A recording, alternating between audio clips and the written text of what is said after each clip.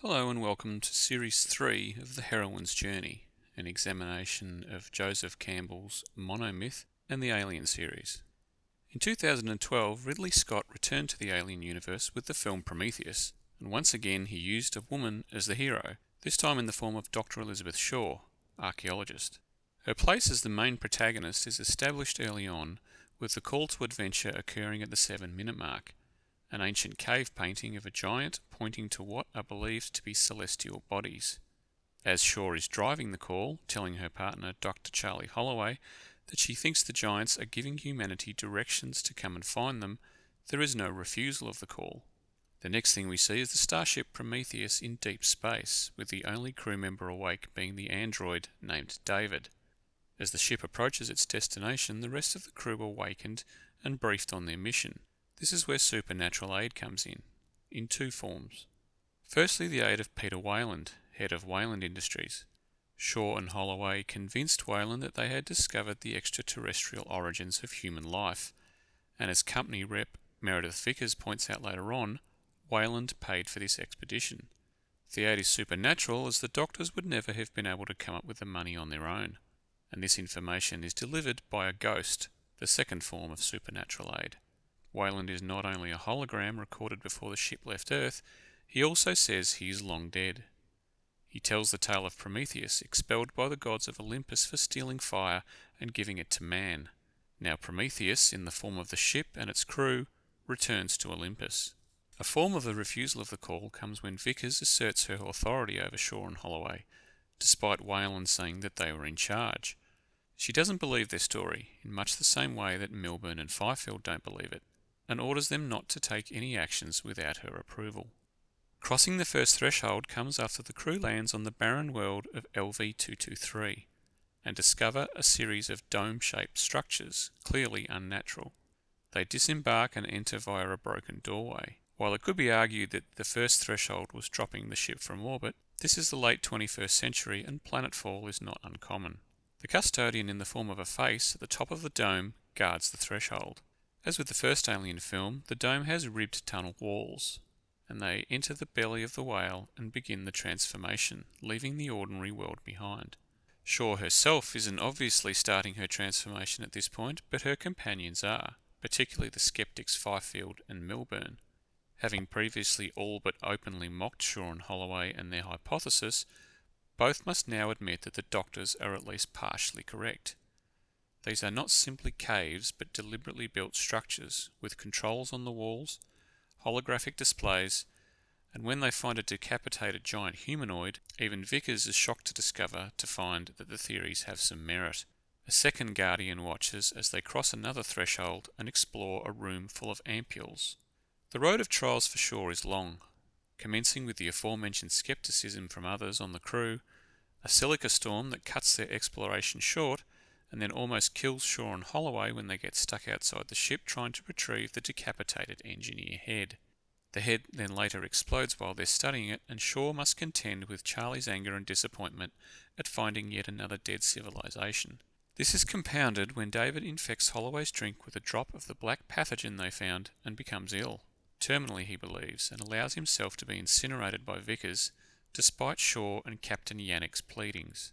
Then things get worse.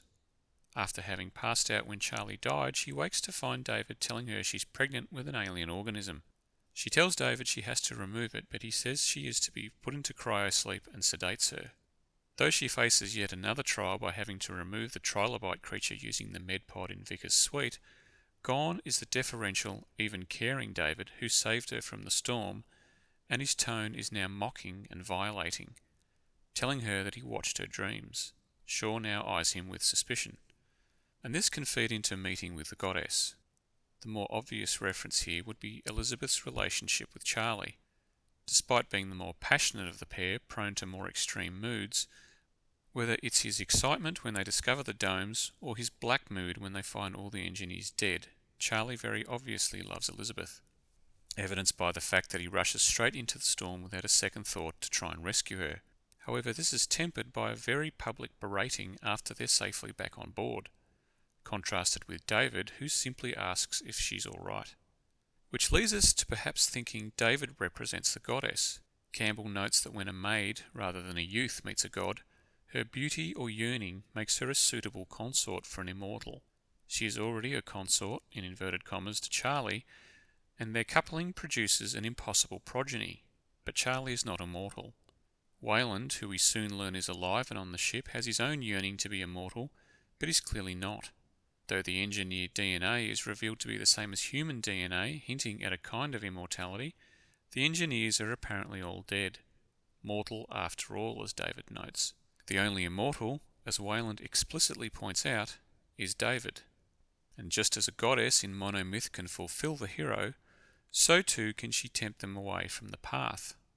David tries this, albeit half-heartedly at the end of the film, when he questions her desire to travel to the engineer's homeworld, rather than returning to Earth. However, it's the road of trials itself that throws Shaw off her path, rather than a temptress. The death of Holloway and the black pathogen he was exposed to tempts her to leave, even to the point of telling Wayland that she was wrong and they need to depart. It is in fact Wayland who guides her back to her original quest, particularly with the revelation that one of the engineers is still alive, and this could be the atonement with the father. And if Wayland could be saved from death, maybe other fathers need not suffer the fate Shaw's own father suffered when he died of Ebola. Wayland, however, is not the caring and benevolent figure her father was, using Holloway's death and what drove him in life to guilt Shaw into changing her mind, mocking her faith. David takes this several steps further, making dark jokes about survival instincts and commenting that he didn't know he had it in her, referring to the organism she recently had removed, possibly hinting that she is indeed fit to be the consort of a god. Two other characters have their atonements with their literal father, David and Vickers. Neither achieves very much, as both children want their father dead, and it's perhaps from Vickers that David picked this attitude up, further revelations in the sequel notwithstanding. Apotheosis occurs when Shaw's journey is made more solid. She looks at herself in the mirror of the room she shared with Holloway, collects herself, and puts on the ring he left on the sink earlier. Perhaps a symbolic marriage to her dead lover, or, as she says okay a couple of times, marrying herself to the remainder of her journey, to join Wayland's party, to meet the engineer and speak to them. This comes around again to Holloway, as speaking to them was his greatest wish. However, she takes another agenda with her, a pact with Yannick to ensure the black pathogen never gets back to Earth. What the ultimate Boon is not exactly clear. Wayland, based on advice from David, believes the Boon is the black pathogen which he can take back to the ordinary world and be the master of both life and death. Shaw simply wants to know why the engineers created humanity, and after David reveals that they were about to wipe out their creation 2,000 years earlier, why they wanted to destroy us. Neither managed to obtain the Boon.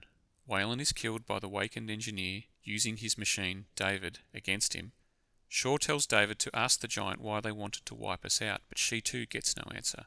Ford and Jackson are killed and Shaw is forced to flee, and perhaps this is her answer. Holloway tells David earlier that humanity made androids because they could. The engineers may simply seek to destroy humanity also because they could. Magic flight and rescue from without are combined when the engineer ship takes off. Shaw tells Yannick what it's about to do, and the captain realises he has to follow through on his earlier promise to make sure the pathogen never reaches Earth. This is not rescue from without for Shaw, however, but for all of humanity. She knows that if Yannick succeeds, she will be marooned on LV-223 without any hope of rescue from without for herself. Yannick advises Vickers and his pilots Chance and Ravel to evacuate, ejecting a lifeboat for them to use, but the pilots elect to stay. They aim themselves at the engineer's ship and fire the ion propulsion drive, putting their hands over their heads, surrendering to their fate. Prometheus crashes into the huge ship and is destroyed, but the plan succeeds, knocking the Juggernaut out of the sky. Vickers is killed by the falling alien ship and Shaw narrowly escapes, crossing a threshold back into the lifeboat. However, the still living engineer pursues, and another threshold is breached when the now monstrous trilobite, having escaped the medpod, is released and attacks the engineer. Neither of these is a return threshold though. Shaw, having accepted her fate, now has a personal rescue from without, but it is not to return to the ordinary world. David, still functioning despite his decapitation, informs her that there are more ships like the one that just crashed. She crosses another threshold into the ship and retrieves her cross from a pocket in David's suit, as if she has regained her faith. perhaps crossing back with her cross, if you'll excuse the crummy wordplay. Shore lives up to her name again, and is now Shore. This contrasts with her dead partner's name, whose way was hollow. This may also harken back to an earlier point, and be a wedding present for the consort of an immortal. However, her yearning renders the immortal speechless when the consort tells him that she doesn't want to cross any return thresholds. She wants to continue into the unknown. And because she is, as she herself states in the final monologue, still searching, she is neither the master of two worlds, nor does she have the freedom to live. Despite all that she has suffered, however, she is now in a better position than she otherwise could have been.